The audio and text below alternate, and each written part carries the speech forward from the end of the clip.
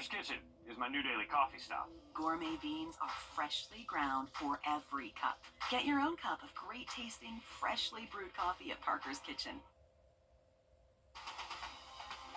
Live from Augusta, you're watching News 12 at 6 o'clock. Projects meant to beautify downtown Augusta could be causing more headaches instead. Tonight, we're taking a look at why crews are back out weeks after a project was declared finished. Good evening, and thanks for joining us. I'm Wrdw. And I'm Zaina Halliburton. We'll have that story and much more for you in just a few minutes. But first, we're checking in with our first alert chief meteorologist, Riley Hale, to see when this windy weather could calm down for us. Riley. Looking much calmer tomorrow, Will, but we are going to be on quite the roller coaster ride over the next several days. Beautiful tomorrow, be much calmer. We'll keep sunny skies around as we close out the work week. Into the weekend, high rain chances both Saturday morning and potentially even into Sunday morning. And the next week, we are bringing in some of the coldest air we have seen so far this season. And this season has already been abnormally cold for us, so a big Arctic chill heading our way next week. The big story today has definitely been the wind. We've had gusts up to around 33, both in Augusta and Aiken. We do have lake wind advisories that will stay in effect until 1 a.m. So we're not done with these alerts just yet, but the wind is trending a little bit calmer than what it was this afternoon. So right now, generally sustained winds between 5 to 10 and not seeing anything overly gusty at the moment, but just be mindful, still a little bit of a breeze out there as we continue into tonight. Current temps right now in the mid 50s. We topped out close to 60 today. If you are heading out for the rest of tonight, we got temperatures just working their way down to near freezing by early tomorrow morning. Have a look at that weekend rain and very cold temps next week in just about 10 minutes. The Burke County Sheriff's Office and Sheriff Alfonso Williams once again in the spotlight, this time for a federal lawsuit filed by one of his former employees. This comes after an Equal Employment Opportunity, or EEOC, complaint was dismissed. We're digging in deeper into those allegations made against Sheriff Alfonso Williams, and we're hearing from that former employee. Filed on December 19, 2024, a 33-page lawsuit filed by former Burke County Sheriff's Office employee Brenda Johnson holds serious allegations of sexual harassment and retaliation against Burke County Sheriff Alfonso Williams. The I-Team sat down with Johnson. I'm disgusted. I am disgusted. I am upset. I am. As she detailed her time working under Sheriff Alfonso Williams. This lawsuit was filed after her EEOC complaint was closed. The EEOC says they would not pursue further investigation and makes no determination if further investigation would establish a violation. This does not mean the claims have no merit. This now allows Johnson to sue individually. Johnson claims Sheriff Williams also sent her sexually offensive text messages and pictures. You guys were never together? No, sir. Never. She claims the sheriff terminated her because she failed to give in to his sexual advances. Johnson claims she was given several different jobs at the sheriff's office. Some she claims she wasn't qualified for. He just kind of would move me anytime he would get upset, anytime things wouldn't go his way, anytime I wouldn't take him up on any advances, which was never, I would be just moved all over throughout the building. Like, it was very noticeable because it would happen all the time, every so often, every year. My job title would change every time the sheriff got mad. Johnson later describes how she met with her business partner, Rashad Smith, in the parking lot at the Burke County Sheriff's Office. She claims the sheriff drove by, got Rashad's license plate number, and ran it through GCIC, or Georgia's Crime Information Center. Johnson claims the sheriff later texted her that he would tell Johnson's husband about her and Rashad. Included in the lawsuit is a screenshot of a computer which appears to show Rashad's plates were run through GCIC at 3:16 p.m. The lawsuit says text messages between Johnson and the sheriff show he later texted her at 4:28 p.m. about Rashad. What's the issue with the sheriff running that license plate, from what you understand? It is against the law. Further down in the lawsuit, another serious allegation. Johnson claims the sheriff had a GPS tracker on her car. He point blank said to me as I'm walking in, I had a GPS on your vehicle. Johnson sent us this video from the sheriff's office. It shows Sheriff Williams parking and walking inside. A few minutes later, he comes out of the building. Johnson claims he moves his truck in front of her car to block the cameras, where he then removed a GPS tracking device.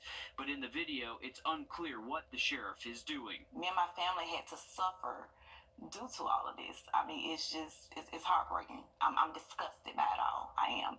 And I'm not the only one, but I'm the only one that's going to come forward. And I can't blame anybody for not wanting to come forward, knowing that, they're looking at me like, okay, well, nothing happened with her. Why should I say anything? Again, the EEOC charge was dismissed against the sheriff in the county here. Their determination letter says it's not likely that further investigation would yield evidence sufficient to show that a violation occurred here. Their determination is that no further action is warranted by them. This then allowed Brenda Johnson to individually file in federal court, which is where we are now. We have reached out to the county attorney, but we have not heard back yet. If you drive in downtown Augusta near the 13th Street Bridge, you've likely dealt with the construction traffic as part of Augusta's beautification. Brick inlaid crosswalks were recently finished, and while they look great, they didn't last long. Your Kennedy Payne joins us live there now. Kennedy, do we get to the bottom of why crews are back out on the project? Yeah, we did. And guys, it's these pesky little things that you see right here, these bricks that are causing some really big headaches for a lot of drivers. And I spoke with John Ussery, he's with traffic engineering. He said they've already fixed some of the crosswalks on Telfair Street and 13th and Green Street. Now they're making their way down to Jones Street. And they said that project's almost finished again. Just when residents thought they saw the light at the end of the tunnel, I'm driving downtown, I'm like, yeah, yay, good job, guys. And I hit this bump in the road. And I was like, where did this bump come from? It's a perfectly good road. crews are back out again. The brick had literally been broken and coming into the road. In October, the city installed brick sidewalks at the intersection of 13th Street and Jones. They said the construction would take about 2 weeks. It's frustrating because it's such a high volume area. But now, 3 months later, they're starting over. They laid the brick in there loosely. What did they think was going to happen? John Ussery is with traffic engineering, and he says they're having to redo all of the brick sidewalks because the contractor decided to try a different technique than what the manufacturer had suggested. But this time around, they're following the recommendation. You had one job and you failed. Jesse Cheadle says he's hoping it's all done soon because it's not just about convenience, but also safety. That ambulance needs to get to a freaking hospital in a timely manner. They don't have the time to go around I-20. They don't have time to go around Gordon Highway. Now, there is some good news here. Luckily, the city says they do not have to pay to have these brick crosswalks redone again for the second time. So they just had to pay that one time, not paying that second time. Okay, well, that's good news for them, but for everyone that uses that road on a daily commute, you just have to wait a little longer. We know how congested it can get down there, and hopefully too many people's cars didn't run over those bricks as well when they were in downtown Augusta. Kennedy, thanks for keeping us updated on that. Well, hundreds of Richmond County deputies risked their lives to protect and serve, but tonight a handful remained under the microscope for an incident at the jail more than 2 years ago. Now, your I-team has learned that incident is costing you, the taxpayer, $250,000. A source gave your I-team's Meredith Anderson exclusive video that blew this investigation wide open. After we showed you this. All right, thank you for following that for us, Meredith. We are going to keep our high temps very seasonal through the weekend. A big Arctic blast heads our way next week, though. Have a look at it coming up just after the break. Time and Temp, brought to you by your First Alert weather team. Introducing the First Alert Radar Network. With up to 10 times the resolution of other local radars and technology that can pinpoint right down to your street. First just got faster. Getting hurt at work was Now.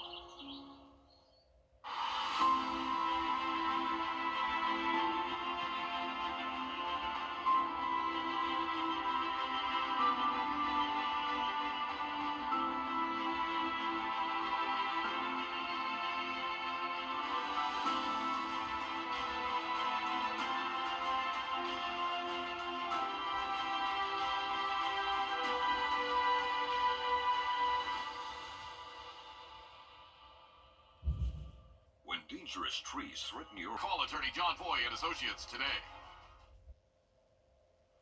Welcome back, folks. A beautiful end to our Thursday. Looking outside of our building, you can see a good color contrast in the sky. Clear skies at the moment, 53 degrees. We are going to keep those temps near 50 the next hour or so, but we'll eventually work our way into the 40s by around 8, 9 p.m. And you can see we'll just gradually fall to the low 30s by early tomorrow morning. So a chilly start to our Friday, not too far away from average. And that's going to be the big thing about the forecast tomorrow is that it is very average, seasonal for us. Sunshine, high temps, upper 50s. It is definitely not going to be as windy tomorrow. Actually expecting wind to be less than 10 miles an hour most of the day. So a very calm end to our work week. But we will see cloud cover work its way in by Friday evening. And that's going to be a sign of rain moving in by Saturday morning. So if you do have any plans early Saturday, be mindful we have pretty high rain chances that will push through at least up until close to lunchtime. So you can see how those rain chances really drop off once we get past around noon on Saturday, and expecting most of your Saturday afternoon to be dry. And then potentially another quick wave of showers does pass through early Sunday. That wave would be more minimal and not last as long. But the big thing is it's AM rain chances Saturday and Sunday. So not all day rain events despite the high rain chances you're seeing advertised Saturday. Very high chance you do see rain in the morning time, but it's not necessarily an indication that it is going to last all day long for us. So if you have outdoor plans in the afternoon, Saturday, Sunday, those should stay dry for us. That'll be ahead of a cold front that will finally push through by Sunday night. Behind that cold front, we are going to see our temperatures drop like a rock, actually back down into the mid-20s Monday. Feel like temperatures should be down into the teens Monday, Tuesday, Wednesday, and potentially Thursday morning too. So the coldest air of the season is heading our way next week. Take a look at these wind chill values. Early Tuesday, anywhere from say 11 to 15 on the feel like scale across the region. Wednesday gets even colder. That's when we're talking the potential for single-digit feel like temperatures. So that is enough to issue cold weather advisories across the region. Those do look likely as we head into next Tuesday and Wednesday. So be prepared for that. Pipe bursting cold, definitely possible next week. So make sure you're preparing for that. Rain pushes through this weekend. We get very cold by Monday. And right now, some models are still showing that precipitation lining up with that very cold air. So right now, from the Weather Prediction Center, they have us in about a 30 to 50% chance of at least seeing minor winter impacts. This is going to be our setup. Low pressure is anticipated to form in the Gulf of Mexico. If that does happen, we got pretty decent winter weather chances. But the thing is, if it happens, some models are still showing a lack of that low pressure developing in the Gulf of Mexico and keeping us bone dry through next week. So still some uncertainty in this forecast, but make sure you are keeping it here for those updates as we get closer and closer to that event. Sunshine calmer for your Friday, weekend morning rain chances, and then we will brace for what brings us next week. Thanks, Riley. Georgia farmers are still facing a long uphill battle towards recovery after Hurricane Helene. It's been nearly 4 months now since the Category 1 hurricane hit our area, bringing devastation unlike anything our area has ever seen. As your Sydney Hood reports, that means Georgia farmers are also navigating uncharted territory. At Hillcrest Farms, life is like a spa. Mark Rogers treats his black and white beauties like royalty. And you might say his blessings are overflowing. We didn't have any deaths from all this. All the livestock was fine, and so we do have the ability to recover from it. Most of what they lost is replaceable. Our biggest loss was our commodity barn, which has about 14 giant bays with about 8 or 10 semi-loads of feed that were getting drowned because the roof was completely gone. Most of the walls were gone. But within days, we found a barn building crew to come in, start the repairs, and within about 3 weeks, we had it completely renovated and back up. Recovery is all around. This report from the University of Georgia estimates Hurricane Helene will cost Georgia's economy at least $5 billion in agricultural and timber losses. The storm impacted every crop Georgia farmers produce, from cotton to pecans to dairy to cattle. You know, after several days of wet, soggy feed, which is what we had on hand, they were lower on production, and we had about a 2-week slump in production for the entire herd. But stronger than the passage of time, my family's been here since 1941. We hope we're here for another 100 years. Is this farm's ability to rebuild. Endearing Sydney Hood on your side. And And happening now, you're taking a live look over at the North Augusta Municipal Building. That's where city leaders are providing an update on the debris pickup in the city, as well as holding a Q&A with the mayor. You still have time to attend. It started at 6 and wraps up at 7:30. We'll also have an update on what's discussed both on air and online at wrdw.com. Coming up, a local nonprofit is finding solutions to helping you get a hold of whatever you may need, whether that's food, medical assistance, legal aid, you name it. We're showing you how next. First Alert Radar, powered by Jim Hudson Automotive Group. Don't miss Ashley's step. Hi, Suzanne Lee Honey Michael here with Hardwood Floors and More. We truly appreciate the opportunities we've had to work in so many homes over the years. And now we want to invite you to our showroom to discover why we are the company that friends recommend. Our quality products, knowledgeable staff, and the tremendous skill set of our technicians is what has made Hardwood Floors and More the most trusted locally owned business for over 30 years. Hardwood Floors and More, so much more in store for you.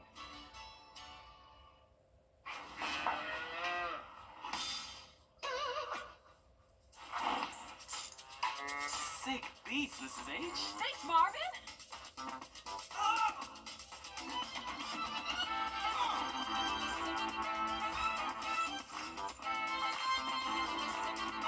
When you join the Players Club, you get way more than you expect. More chances, more wins, more surprises. The Players Club. More happens here. Ashley's New Year's Toast to Style sale is going on now. Hurry into your local Ashley store and get up to 60% off Hot Buy, starting at just $1.99. Shop now and pay later with 0% interest until 2030 with no minimum purchase. Only at Ashley.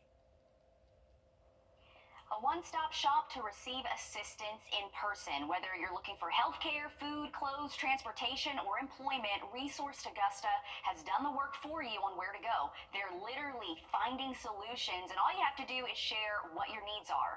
Angela Backus is the founder of the nonprofit Resource Augusta. For the last 5 years, she's created a collection of community resources in Columbia and Richmond counties. She updates the list twice a year and sends it to 1,200 community partners who assist in sharing the information with those in need. For about a month now, people have been able to meet with Resource Augusta in person at the hub 5 days a week.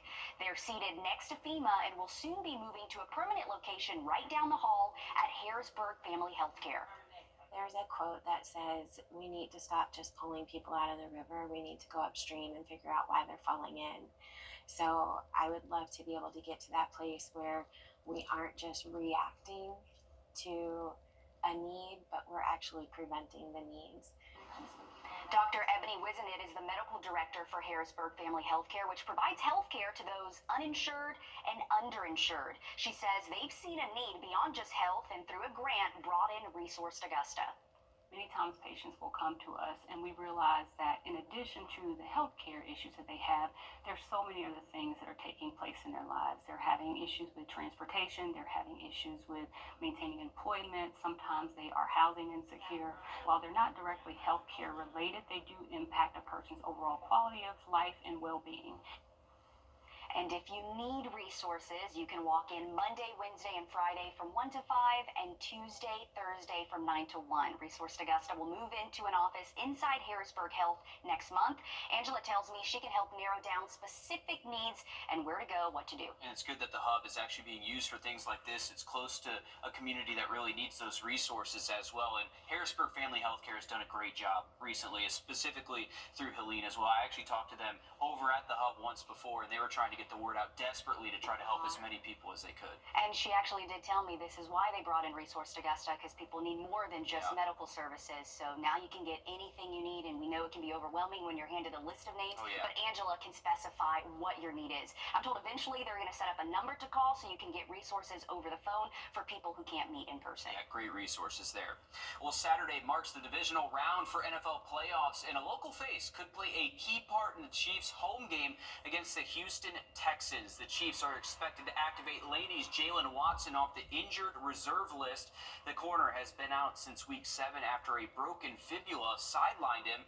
Originally expected to be out for the remainder of the season, the Laney grad has defied the odds once again. Watson started the first 6 games for the Chiefs, has 6 pass breakups in that time match for his entire career. That's a career high for him. So incredible work there by Jalen Watson to get activated for the Chiefs right in time for the playoffs, Riley. Definitely so, Will. Looking forward to hopefully seeing that Wildcat in action as we head into the postseason. Take a look at our 3-degree guarantee brought to you by Tub Doctor. Our forecast 60, actual high at Bushfield 59, so 1 degree off, but still within our 3-degree guarantee. Another $50 heading to Prepare for Babies. We'll have a look at your 7-day forecast again just after the break.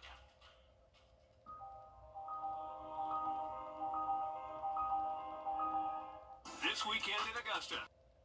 Welcome back, folks. Heading into tomorrow morning, it is going to be a cold start. Low temps will be anywhere from upper 20s to low 30s, so we'll be below freezing to start off the day, but by the afternoon, we'll warm up into the upper 50s and should hang on to plenty of sunshine. Wind will be much calmer tomorrow, too.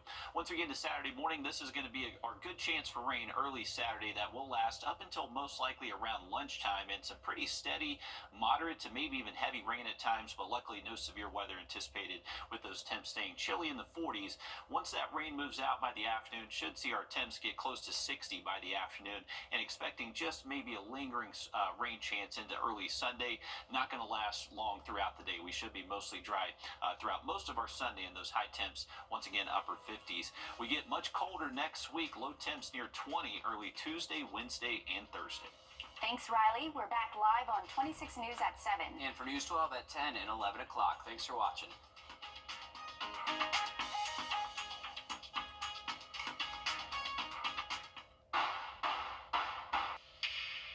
A brand new product developed for roof savers claims to be able to strengthen your roof shingles, adding up to 17 years to its lifespan. It's called Renew It 17 with Rock Lock technology, and we put it to the test in a physics lab. 3, 2, 1. Those little rocks you see flying are called granules. Over time, more of those disappear, and the weaker your shingle becomes. The ratio of chemistries that hold it in, that ratio changes, so it gets more brittle, and the granules are not, they don't adhere as much. That's where Renew It 17 with Rock Lock technology comes in. Check out the difference in these two roofs, both 14 years old. Can you hear that difference? Right. Versus... Right, you can really see the difference. Dr. Robert Johnson, a physicist with a doctorate from Oxford, is using a test for shingles trusted by the Underwriters Laboratory. That requires dropping a steel ball from a distance of 20 feet above our sample material and hitting the same location twice in a row. And it has to pass that test 6 times, drop after drop. That one's good. Shingles treated with a single coat of Renew It 17. This one's definitely passing. Pass the test. When the ball impacts, it hits here. What we look for is on the backside, are there any tears? Tears mean water can damage the wood underneath and cause damage to your property. The test requires us to look at it under a 5x magnification. It's completely dry. The testing even exceeded the developers' expectations. Unlike other companies that offer 5 to 15-year warranties with multiple treatments, Roof Savers offers a 17-year warranty with just 1 application and 1 treatment. For more information, call Roof Savers or visit myroofsavers.com. Break up with your old car and trade